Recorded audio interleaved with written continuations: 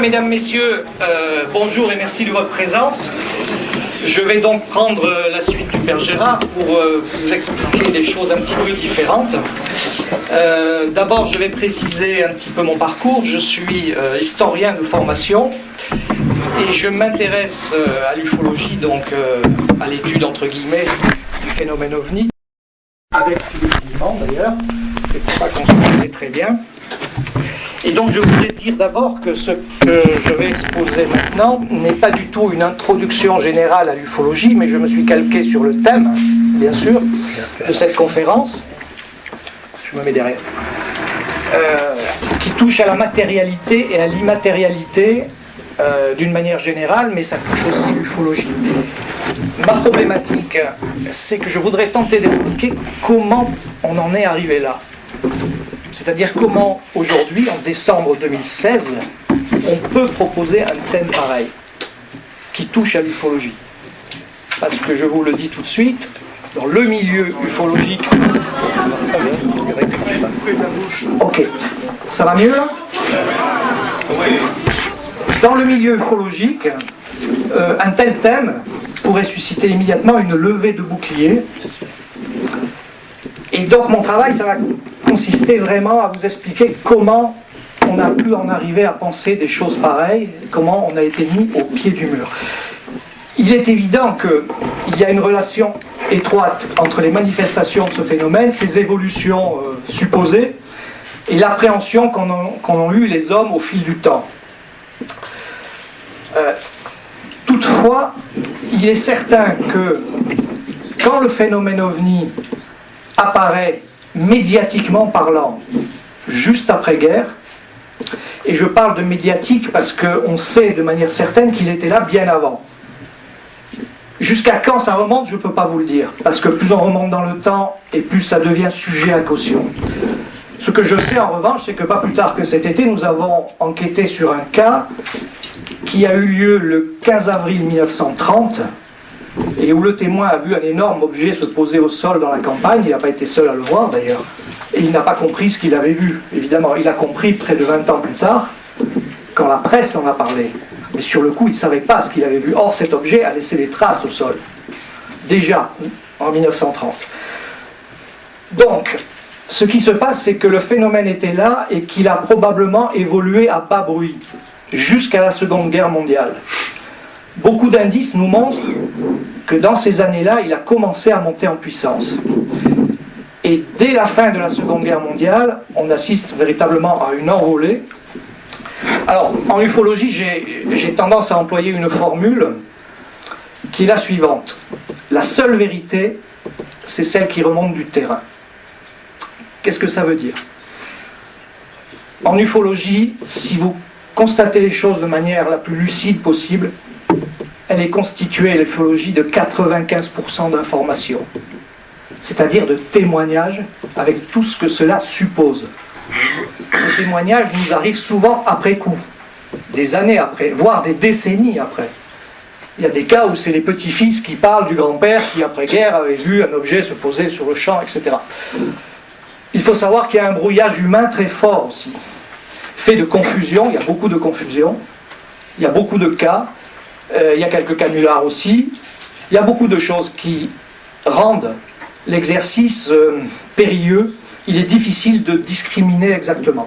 Néanmoins, c'est là-dessus que l'on se fonde, sur le témoignage humain.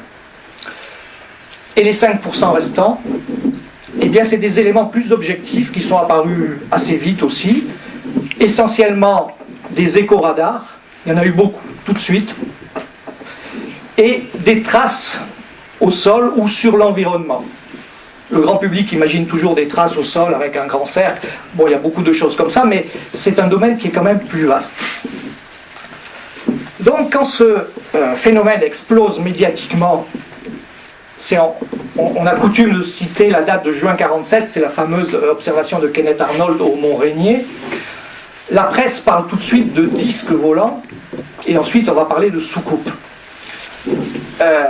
À l'époque, on a aujourd'hui des documents qui ont été déclassifiés depuis environ 20 ans, notamment aux États-Unis, et on s'aperçoit que les officiels c'est-à-dire en clair quelques politiques responsables mais qui sont restés relativement anonymes, beaucoup de généraux de l'US Air Force qui étaient directement impliqués dans cette histoire, et évidemment des gens des services secrets.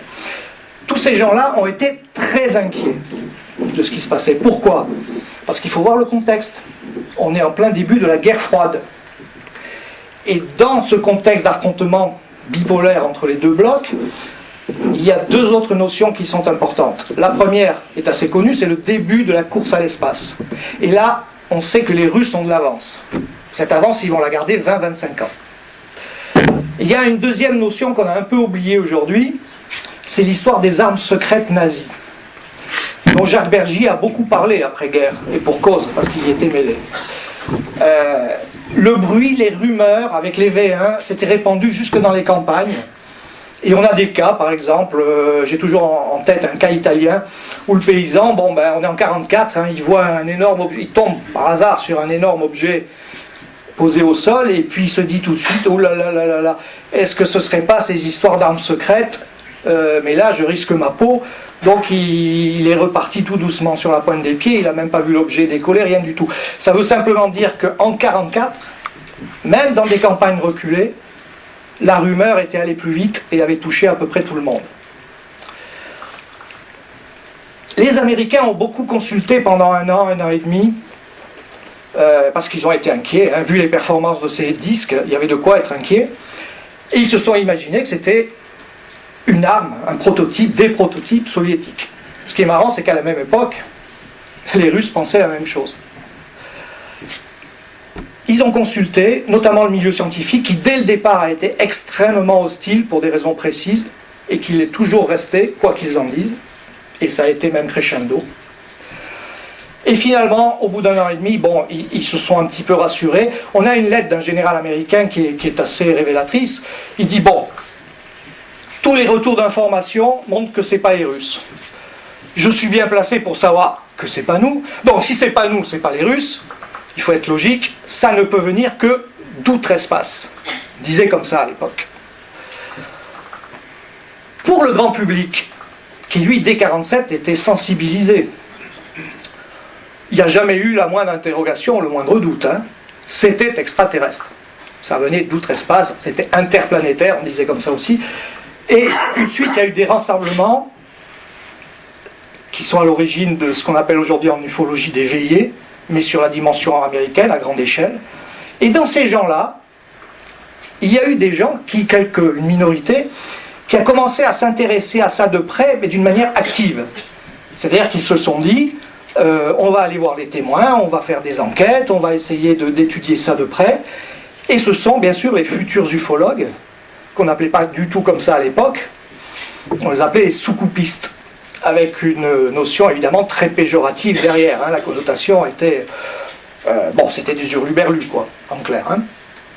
Et c'est comme ça que tout est parti. Et c'est à ce moment-là précis qu'apparaît, par la force des choses, un modèle qu'on pourrait appeler une grille d'interprétation qui va se fonder sur pas deux constats, mais deux certitudes. La première, donc, c'est que c'est extraterrestre, j'en ai parlé.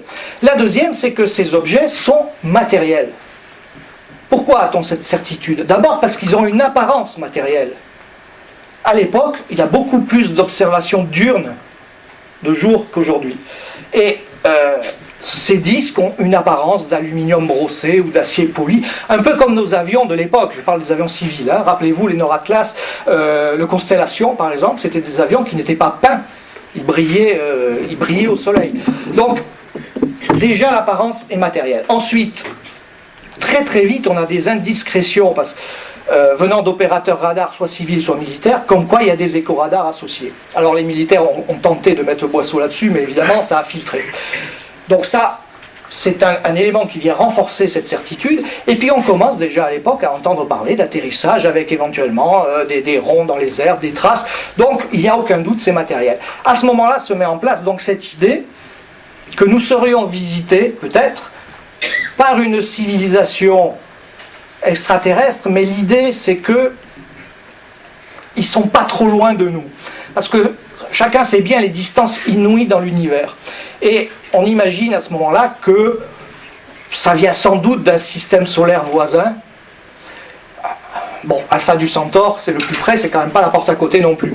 Mais il y a cette idée-là. Sur le plan de la physique, maintenant, on comprend aussi qu'ils ont une physique plus développée que la nôtre. La preuve, ils sont là, nous on n'y est pas. Et puis ces disques ont des performances extraordinaires.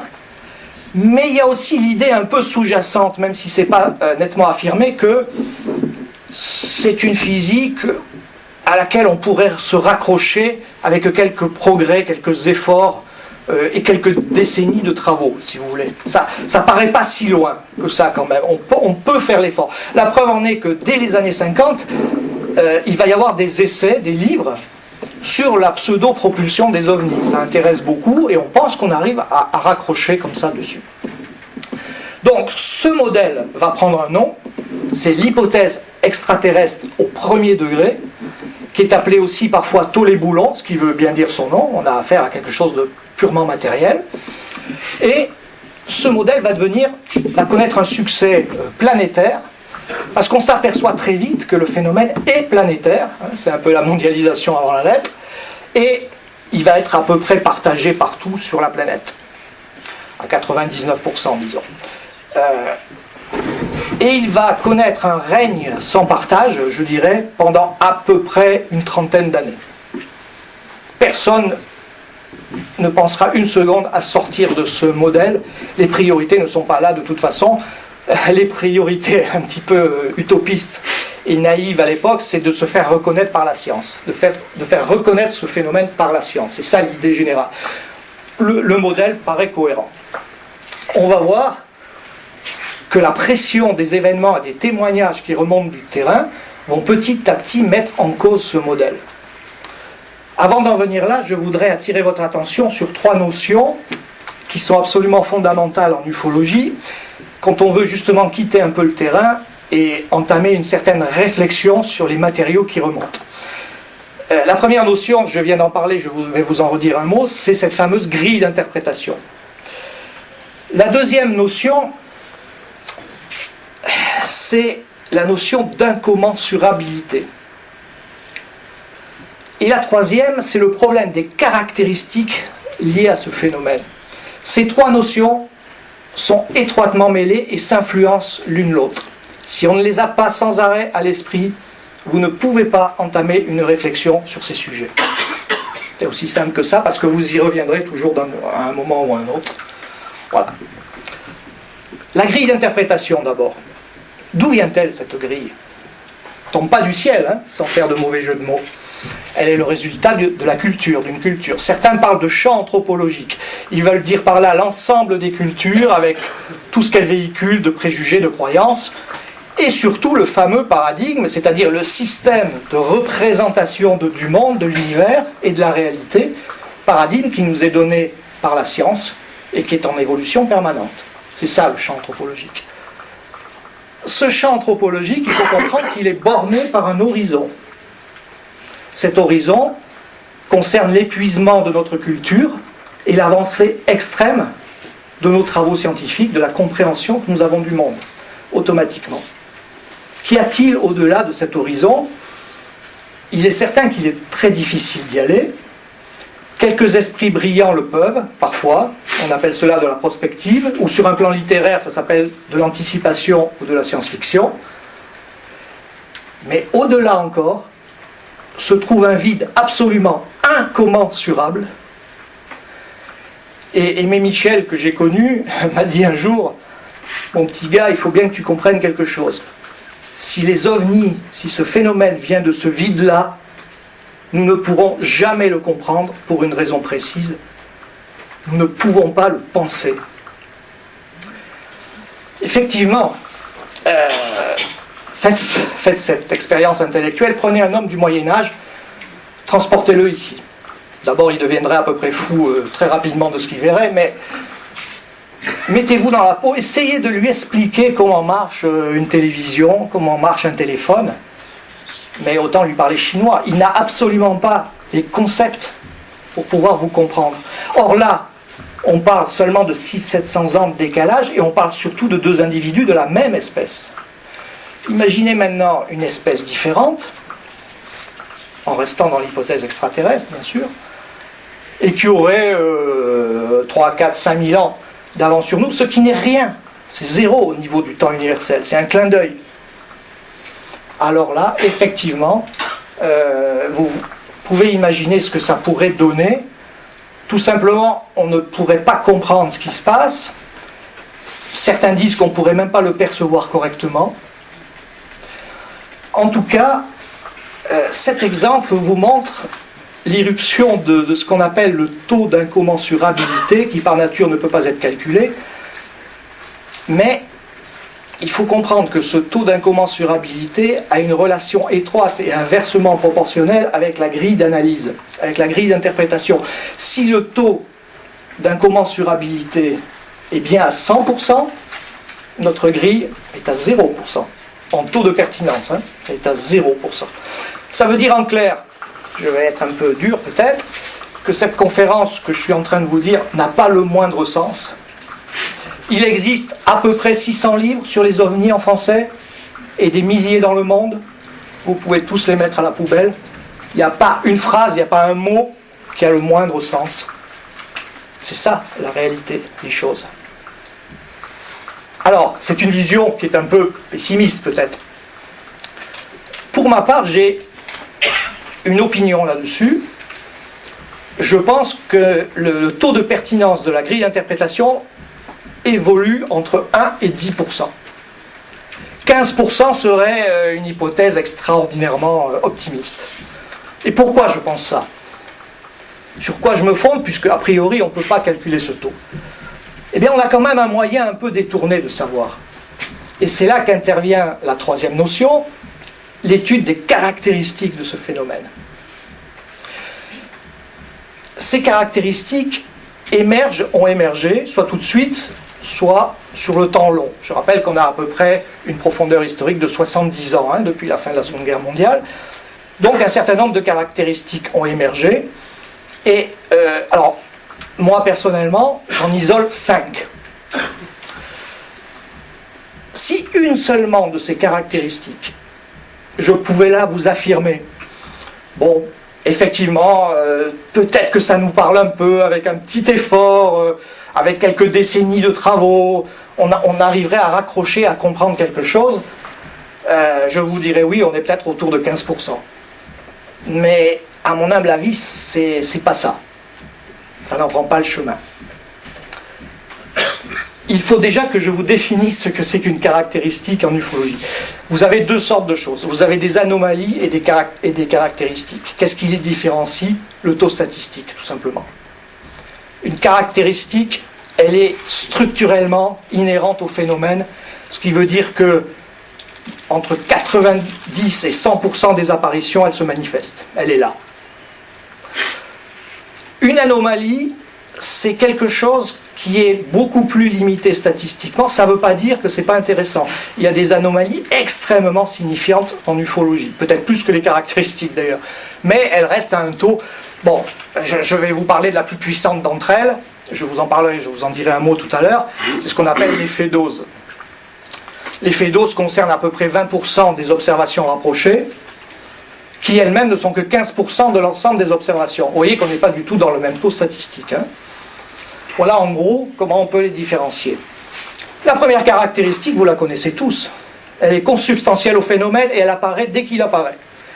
C'est les évolutions hors normes de ces objets, capables d'accélérer de 0 à 8000 km/h en une fraction de seconde et sans banque supersonique, capables de virer à angle droit à ces vitesses-là, ce qui est totalement antinomique des lois de la nature et de la physique telles qu'on les connaît, évidemment. Et surtout, ce curieux fonctionnement qui a été très très très souvent rapporté, où il y a un problème visiblement avec la gravité. Ces objets n'ont pas d'inertie, n'ont pas de masse. Alors dit comme ça, bon, c'est connu en plus, mais je vous garantis une chose. Quand vous avez vu ça une fois dans votre vie, et ça a été mon cas, j'ai fait une seule observation dans ma vie, vous n'aurez aucun doute, pour une simple raison, c'est que vous ne pouvez pas vous tromper, vous ne pouvez pas prendre un satellite, un météore ou je ne sais pas quoi, pour ce qu'il n'est pas. Là, non seulement vous aurez un malaise parce que rien depuis votre enfance dans votre environnement ne vous aura jamais préparé à ce que vous allez voir. Et c'est au point que vous ne trouverez même pas les mots pour le qualifier. Moi, ce que j'ai vu, ça fait 40 ans, et je peux vous dire qu'aujourd'hui encore, je ne suis pas satisfait des définitions que je donne. Je n'arrive pas à... Alors j'emploie des métaphores, évidemment. Hein. Il dansait, il flottait, c'était comme s'il sautait. C'est ce qu'avait dit Kenneth Arnold, hein, d'ailleurs. Il avait vu ces espèces, c'était pas des disques qu'il a vu, c'est des espèces d'ailes volantes qui étaient arrondies. Il avait dit c'était comme des galets qu'on aurait jetés sur l'eau et qui flottaient comme ça. Bon, vous voyez, on utilise des métaphores, c'est tout ce qu'on peut faire. Donc ça, c'est la première caractéristique. La deuxième, elle est apparue assez rapidement aussi, même si les statistiques ont déboulé assez tard. C'est le problème lumineux. Ces manifestations sont toujours assorties de phénomènes lumineux, très divers, très variés. Tout le monde a entendu parler de ces fameux rayons de lumière solide qui se courbent parfois à angle droit, qui servent à un tas de choses, mais ça c'est une minorité. La plupart du temps, il s'agit de halos qui entourent l'objet. L'objet est carrément lumineux lui-même, c'est très très fréquent aussi. Et bien sûr, très souvent, il y a des lumières, des spots, un peu comme sur un avion, mais capable de déployer une énergie absolument colossale. On a vu au Brésil une vallée illuminée de nuit par un ovni, illuminée comme en plein jour. Donc c'est une source d'énergie absolument prodigieuse de pouvoir faire une chose pareille. Le taux statistique de ce problème de la luminosité est de l'ordre de 95-96% des apparitions, ce qui est énorme. Au début des années 60, ceux qu'on appelle maintenant des ufologues commencent à s'organiser, c'est-à-dire qu'ils se mettent en réseau, ils font preuve d'un petit peu plus de méthode et ils vont opérer des classements. Alors, n'imaginez rien d'informatique, ça n'existe pas à l'époque, hein. C'est la fiche Bristol. Et c'est comme ça que va apparaître la troisième caractéristique. Alors, le syndrome, c'est celui de la boîte à chaussures. Vous prenez une table, vous mettez 12 boîtes à chaussures, et puis vous prenez vos fiches Bristol par observation et vous dites bon, ça c'est un disque, sous-coupe, on met là. Ça c'est un objet ovoïde, ok. Un cigare, d'accord. Une sphère, un rectangle, un carré, un triangle. Une forme baroque, parce qu'il y a des formes baroques en ufologie aussi. Et vous arrivez à remplir de milliers de cas vos boîtes de chaussures. Le problème, c'est que quand vous regardez à l'intérieur d'une boîte, vous devez constater qu'il n'y a aucune cohérence. Et vous êtes face à une créativité absolument extraordinaire. On est face à ce que j'appelle le cadre protéiforme. Proté était le fils de Poséidon. Il prenait, dans la mythologie grecque, hein, bien sûr, et il prenait toutes les apparences pour mieux tromper les humains. C'est un peu quelque chose comme ça. Certains appellent ça le polymorphisme aussi, le concept est correct.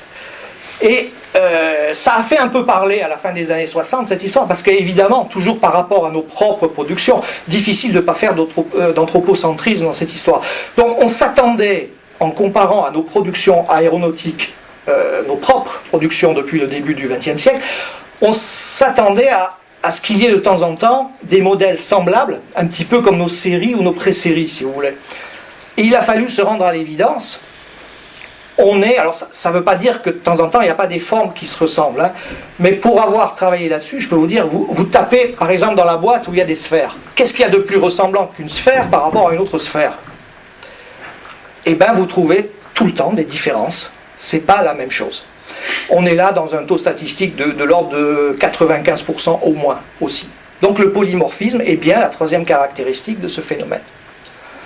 On arrive au début des années 70 et là, il va se passer quelque chose qui va beaucoup surprendre les ufologues, qui à ce moment-là sont déjà très bien organisés, hein, surtout en France, vont arriver en rafale des séries de témoignages venant du monde entier, extrêmement dérangeants. D'abord, beaucoup de gens affirment avoir vu l'OVNI s'éteindre sur place, disparaître sur place. Bon. Alors la nuit, si l'objet est lumineux, il s'éteint sur place un peu comme une lampe, ça peut passer. Mais de jour, ça passe moins. Alors il va y avoir un débat, certains vont dire mais non, on sait que ces objets sont capables d'accélérer très fortement départ arrêté, et donc peut-être que l'œil humain n'est pas capable de les suivre sur leur départ, et que donc ça correspondrait à une disparition instantanée. Peut-être. Et puis d'autres témoignages arrivent, ou alors cette fois-ci, ça devient plus compliqué. On a vu un objet qui était posé au sol, et puis l'objet a décollé, il est parti, et puis il y avait une montagne en granit derrière, et devinez ce qui s'est passé. Et bien il est rentré dans la montagne, et puis il a disparu comme ça.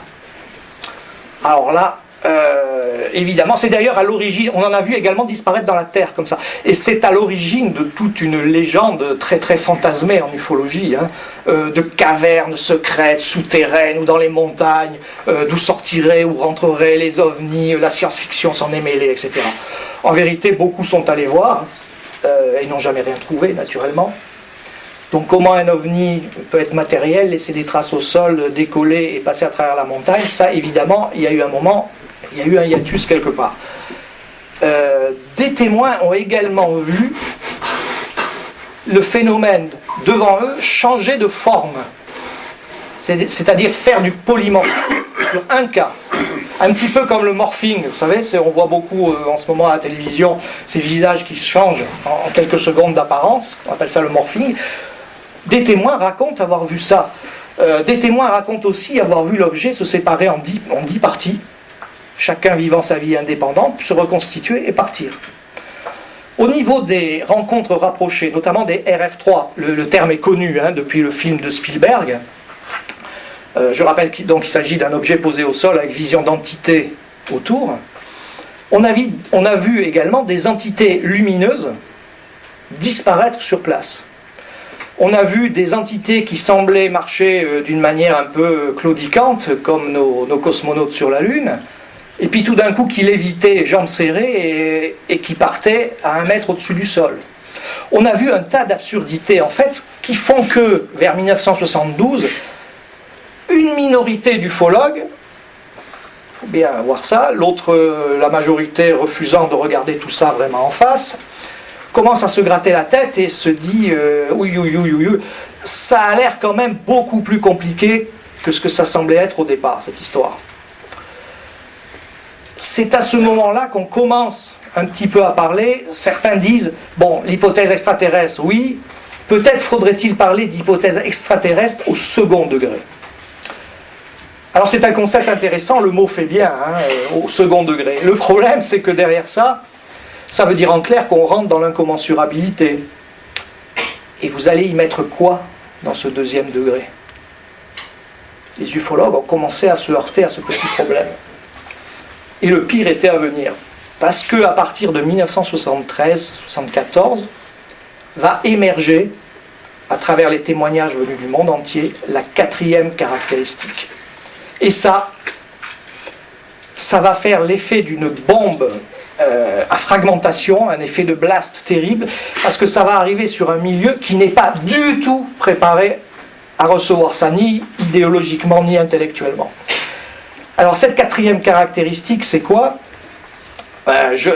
On a donné beaucoup de noms, et c'est quelque chose de très complexe. Je vais vous donner un nom, une définition qui a été donnée à l'époque. On a parlé de lien psychique, ou de réalité psychophysique. On a employé ces termes-là. Qu'est-ce que ça voulait dire? On s'est aperçu que dans les cas de rencontres rapprochées, notamment du 3e type, il y avait une relation entre l'état d'esprit ou l'inconscient, ou même le métier du témoin, et l'expérience qu'il vivait. Alors ça, c'est quelque chose qui a... parce que vous vous trouvez vite acculé dans ces histoires. Si le témoin est seul, vous dites, oh, il s'agit d'une hallucination. Très bien. Mais il faut savoir que dans les RR3, il y a 1/3 de cas à témoins multiples. Ça, c'est pas souvent dit. Et quand vous avez affaire à des témoins multiples, la plupart du temps, ils vous communiquent également des informations sans se rendre compte de cette nature-là, mais dans ce cas, c'est transculturel, c'est-à-dire que ça appartient à la culture générale humaine. Très, très, très dérangeant, et ce n'est pas tout. Le lien psychique est très vaste, il couvre beaucoup de domaines.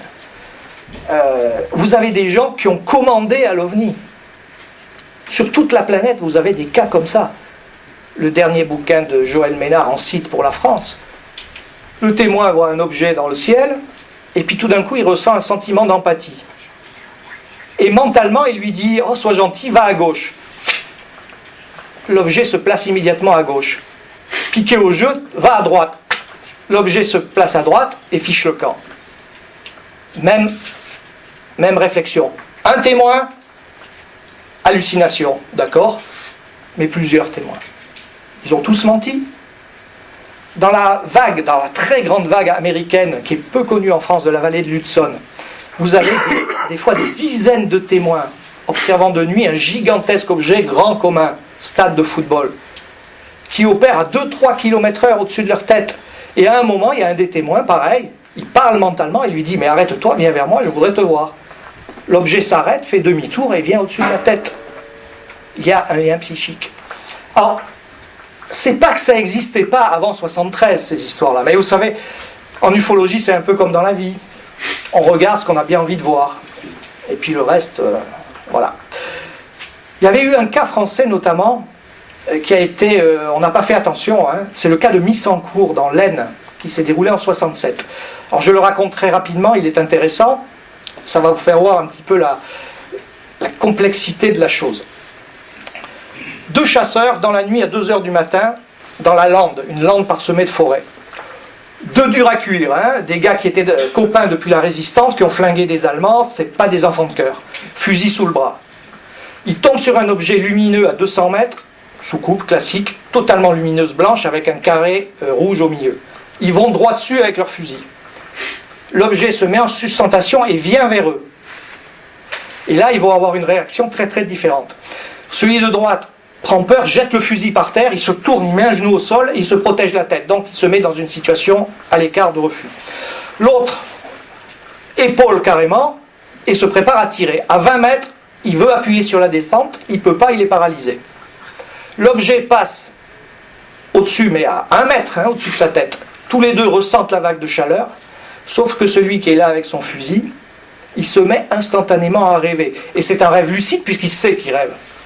Il a l'impression, il rêve, c'est le mot qu'il a employé. Je rêvais que j'ai été aspiré avec ce phénomène en l'air, je me suis senti lévité, en tenant mon fils mort entre les bras. Fils qui se portait très bien. Hein. Qu'est-ce qui s'est passé ?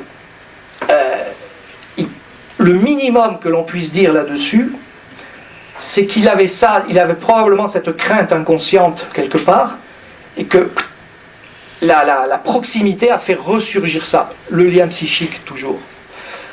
Il n'y a pas longtemps, il y a 2 mois, on a eu un cas qui s'est déroulé il y a 20 ans dans le Gard, 2 jeunes en moto, passagers conducteurs, circulent dans la nuit. Un phare gigantesque vient derrière eux, ils pensent que c'est un camion. Et puis le phare les presse.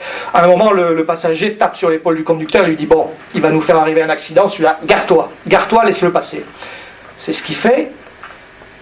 Et à ce moment-là, une boule lumineuse assez grosse les frôle, littéralement, opère une ressource et disparaît à toute vitesse dans le ciel. Vous savez, des cas comme ça, il y en a pas mal. Hein.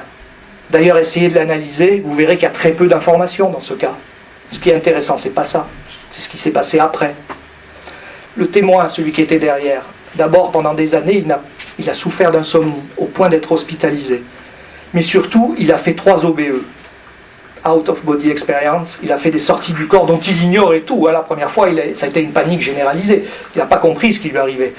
2e fois, ça allait un peu mieux, et la 3e fois aussi. Et puis ça s'est arrêté net, il n'y en a plus jamais eu. Encore une fois, la proximité avec ce phénomène a provoqué quelque chose. Il faut faire très attention aux interprétations.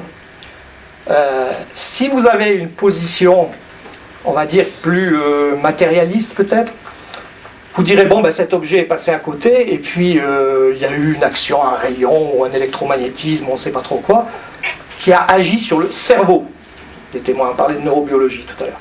Sur le cerveau des témoins. Mais c'est peut-être pas du tout l'explication. Parce que là, on fractionne les choses. Il y a eu pour moi un effet sur la conscience, et il faudrait arriver à avoir ça d'une façon beaucoup plus globale. Quand ces histoires-là sont arrivées sur le milieu ufologique français très structuré, je vous ai dit, ça a été une véritable catastrophe, parce que du coup, Ces gens se sont retrouvés, des esprits brillants à l'époque, hein, c'était pas aujourd'hui, hein, il y a vraiment des gens qui étaient capables de penser.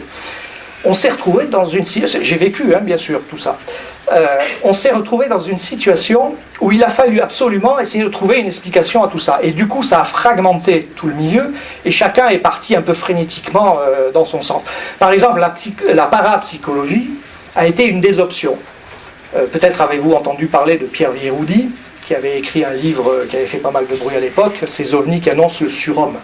Alors j'ai rencontré Pierre une fois, Pierre était parti d'un raisonnement finalement logique. Il avait dit, bon, l'esprit humain a quelque chose à voir là-dedans, comme dans la parapsychologie, donc le phénomène ovni, c'est un phénomène parapsychologique géant. En gros, je viens de vous résumer sa thèse, et il a écrit un livre là-dessus.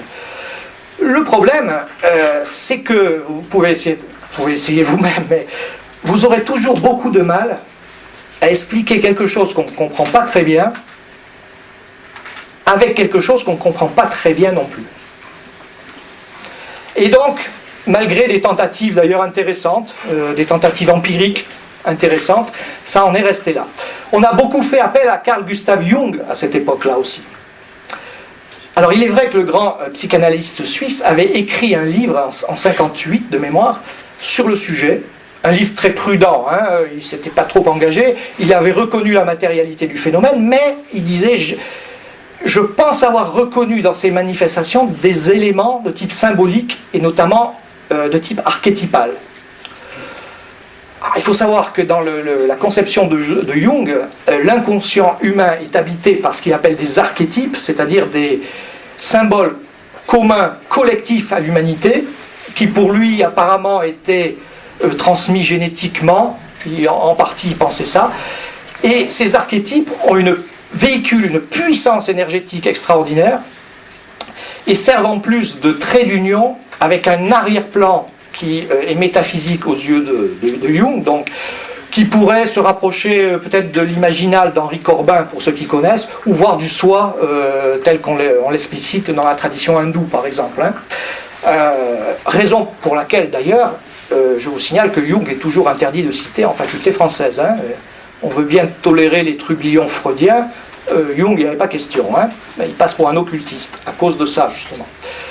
Bon, objectivement, c'est vrai que la grille d'analyse jungienne est opérative dans certains cas de rencontres rapprochées, un nombre limité de cas.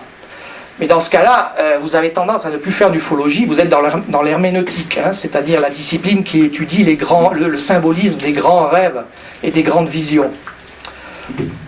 Il n'en reste pas moins vrai qu'aujourd'hui encore, beaucoup de gens gravitant dans cette optique-là, et je pense notamment à Stanislas Grof, le psychiatre que vous connaissez certainement, quand il se penche, bon c'est pas sa spécialité non plus, mais quand il se penche sur ces histoires-là, il dit et il écrit directement, il s'agit de matérialisation d'archétypes, purement et simplement. Donc il s'inscrit dans la tradition jungienne.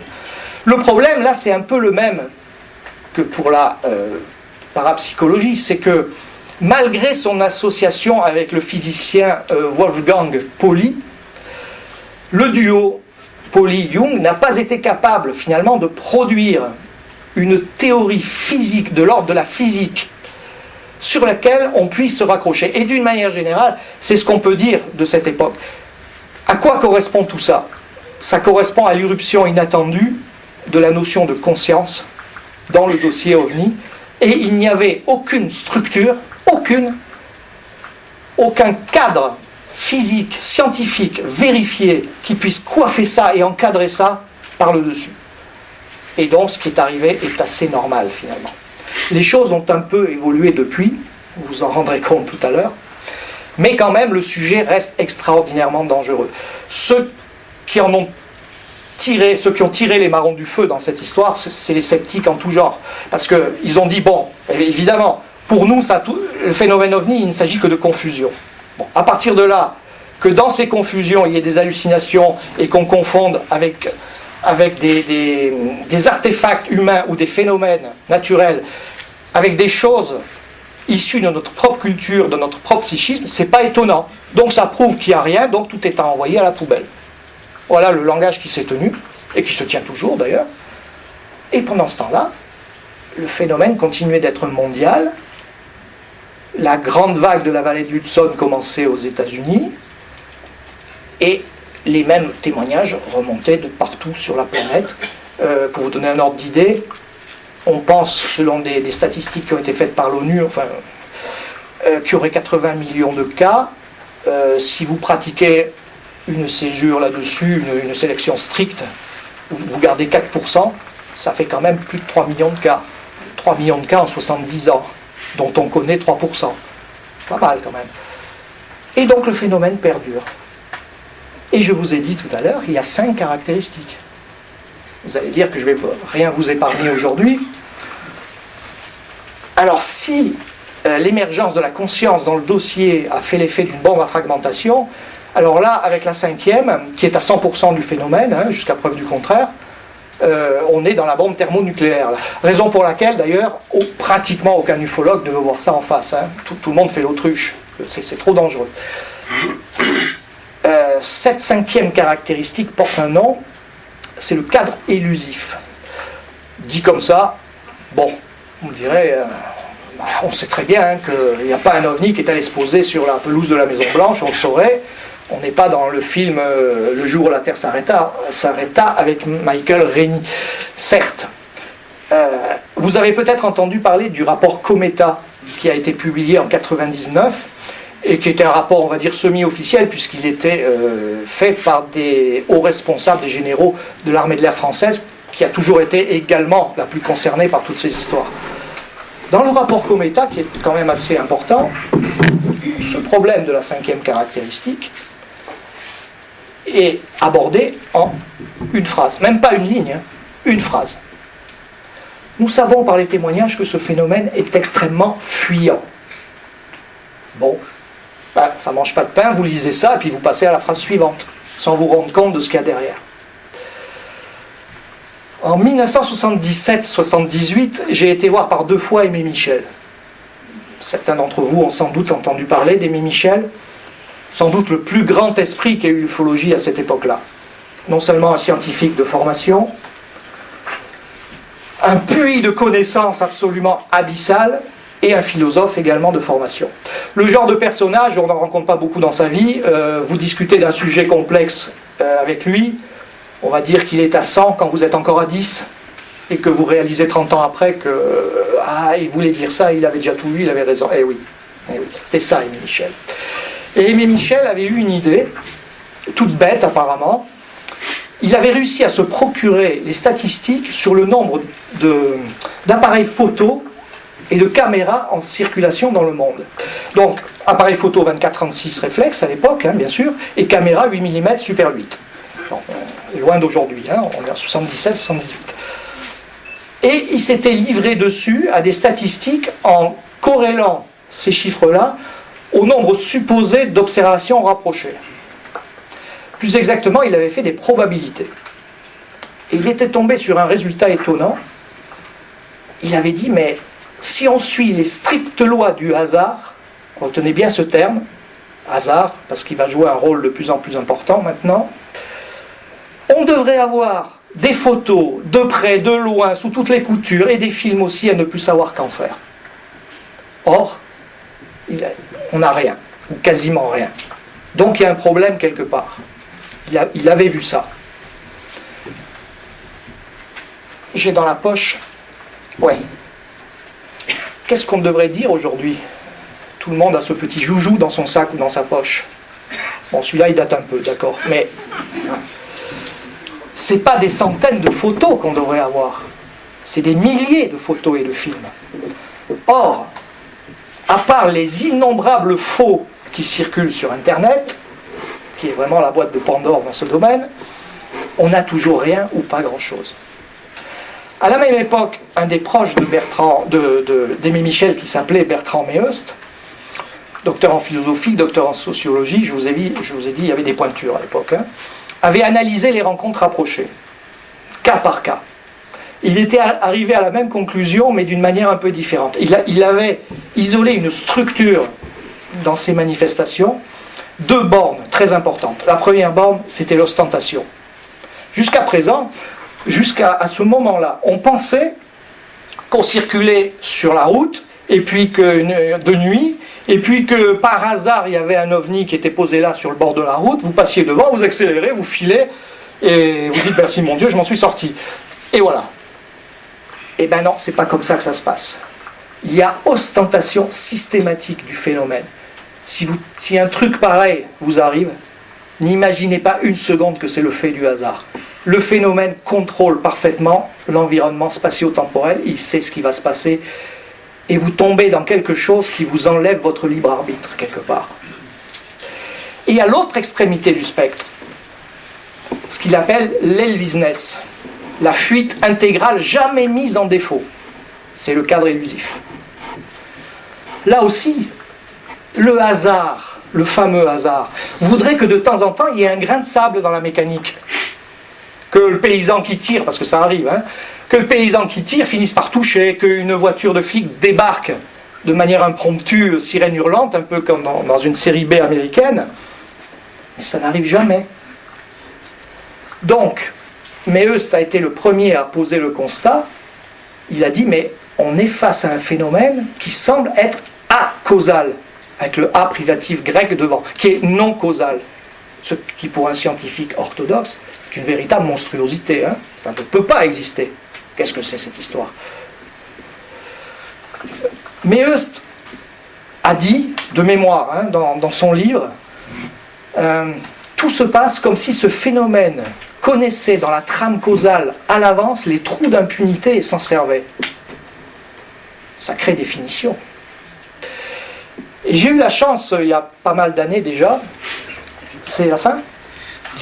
J'arrive presque à la fin, alors on va faire vite. J'ai eu la chance de rencontrer un jeune physicien qui est à Paris maintenant, et qui était quelqu'un d'extrêmement brillant et d'extrêmement ouvert. Je lui en ai parlé, il m'a dit, écoute Eric, il n'y a pas 36 solutions. Un phénomène matériel ne peut pas investir un environnement ici planétaire sur une telle fréquence pendant 70 ans sans avoir une action beaucoup plus forte sur la causalité et surtout sans être atteint lui-même en retour par la causalité. De temps en temps, effectivement, il devrait y avoir un grain de sable. S'il n'y en a pas, il n'y a pas 36 solutions, il y en a 2. Ou ça n'existe pas, et un scientifique orthodoxe te dira toujours au nom du principe d'économie que c'est ça. Ou alors, ce phénomène n'est pas matériel, au sens où on l'entend, et il déploie une physique qui ne permet pas qu'il en soit autrement. Une définition qui est très très très importante. Il y a sur le net une interview d'Alain Connes, le plus grand mathématicien français, prix Nobel. Il ne dure pas longtemps, c'est facile, vous pouvez la trouver très facilement. Ça dure 3 minutes. Qu'est-ce que dit Alain Connes? Que nous, l'homme de la rue, c'est-à-dire nous, mais une grosse partie du monde scientifique, fonctionne sur un modèle de représentation de la réalité et de l'univers qui n'appartient pas au XXe siècle, qui appartient au XIXe siècle. En plein positivisme et en plein matérialisme absolu. Il suffit de lire le magnifique livre qu'a écrit l'année dernière Jean Bouchard d'Orval, un physicien français qui est philosophe aussi, L'impensable réalité, et qui vous dit la même chose. Il vous dit, mais le XXe siècle, il fait une synthèse magnifique d'Einstein à Bohr et à Heisenberg. Il dit, mais le XXe siècle a passé son temps à prouver que ce modèle était faux et que c'était le contraire qui était vrai. Que disait le modèle du 19e? Que l'univers, l'espace, la réalité est composé d'objets matériels sans aucun lien les uns avec les autres. Le XXe siècle a montré que c'était faux, c'était tout le contraire. Malgré nos apparences et malgré notre bon sens, rien n'est matériel et surtout, tout est lié. Et j'observe que depuis une vingtaine d'années, on commence à parler d'une physique de l'information, qu'on commence à parler du vecteur de la conscience dans des théories physiques émergentes, ce qui doit peut-être vous dire quelque chose par rapport à ce que j'ai dit tout à l'heure. Et c'est à un tel point que l'optique générale qui était purement matérialiste au début du XXe siècle est en train de changer. Il y a un curseur qui est en train de se déplacer, qui est l'œuvre des physiciens d'ailleurs. Beaucoup de physiciens en viennent à promouvoir des théories différentes que l'on regroupe généralement sous le nom d'idéalisme, ce qui est une très vieille philosophie, existante aussi bien en Asie qu'en Europe d'ailleurs. Et le curseur est en train de se déplacer. À quelle vitesse il se déplace, je ne peux pas vous le dire. C'est un débat interne à la science, c'est impossible à savoir. Quand est-ce qu'il va atteindre le bout, je ne peux pas vous le dire non plus. Mais ce que je peux vous dire, c'est que quand il sera arrivé à son terme, il va falloir un peu s'accrocher tous, parce que la nouvelle vision de l'univers qui va surgir de là sera sûrement bouleversante, et la révolution copernicienne et galiléenne, ce sera rien du tout à côté. Ça, c'est sûr. Alors des amis me demandent souvent, je vais conclure avec ça rapidement, des amis me demandent souvent, mais Eric, vu ce que tu nous expliques, mais qu'est-ce qu'on peut faire? On est comme des enfants en train de jouer au pâté de sable dans la cour de récréation, face à quelque chose qui nous dépasse entièrement. Alors je réponds en brodant la métaphore, je ne peux pas faire autrement, je dis, il faut tenir solidement les deux bouts de la corde. À la base, l'ufologie, c'est l'information, il faut absolument accélérer et soigner le côté qualitatif de cette information. Au milieu, il ne faut pas perdre de vue les anomalies et les caractéristiques. Est-ce qu'on a là-dedans un indice, un début d'indice qui pourrait expliquer ça? Oui, ça existe, il y en a un. Je vous ai parlé des anomalies tout à l'heure, je vous ai parlé du fameux effet dose. Tout le monde ne sait peut-être pas ce que c'est qu'un effet dose. Vous circulez sur la route avec votre famille, une route très très animée avec des camions, et puis tout d'un coup la route se vide. Un silence de mort s'installe, et puis vous avez une drôle d'impression. La voiture tombe en panne très souvent, vous vous garez sur le bas-côté, et puis vous avez un phénomène ovni qui arrive. Ça dure 3 minutes, et puis tout revient à la normale, progressivement. Il arrive même d'ailleurs que la voiture redémarre toute seule, sans que vous ayez fait quoi que ce soit, que vous n'ayez pas redémarré, et vous reprenez le contact, le volant comme vous pouvez. Il arrive même, c'est la seule fois où le hasard joue pour nous, que de temps en temps les témoins savaient quelle heure il était avant. Ils avaient regardé leur montre, et puis ils s'aperçoivent, quand ils arrivent à destination, qu'on est 1h30 plus loin. Autrement dit, l'effet dose, qui est une appellation, une invention de l'ufologue britannique Jenny Randles, devrait être appelé par son vrai nom une déformation temporelle. Et nous avons probablement là un des secrets liés aux manifestations OVNI. Je termine avec mon histoire de corde. À l'autre extrémité, en haut de la corde, il est impératif, à mon sens, de suivre, de regarder, de surveiller de très près l'émergence des théories en physique fondamentale. Pourquoi? Mais c'est évident pourquoi. Parce que c'est de là que la révolution va venir, c'est de là que va jaillir un cadre explicatif qui s'intéressera absolument pas aux ovnis ou à tout ça, mais qui pourra enfin descendre et coiffer tout ça, et donc faire monter la pertinence de la grille d'interprétation. Voilà la raison pour laquelle je vais vous demander d'accorder une attention particulière à ce que va vous dire après moi Philippe Guillemont. C'est pas tous les jours qu'un physicien ose braver les interdits orthodoxes, disons, et explore les confins du paradigme. Il le fait toujours en courant de grands risques, notamment sur sa crédibilité, et parfois même sur sa carrière. C'est pas tous les jours non plus qu'un physicien s'intéresse à ces problèmes, vient ici et vous dit, moi voilà ce que j'en pense, voilà l'éclairage que je peux apporter là-dessus. Pour toutes ces raisons, accordez-lui votre attention. Il me reste à vous remercier de m'avoir écouté. J'ai abrégé très vite le temps, on est pressé par le temps. Je pourrais faire 3 heures et vous expliquer les choses, mais voilà. Donc je vais le plus vite possible. Merci à tous, merci de votre attention.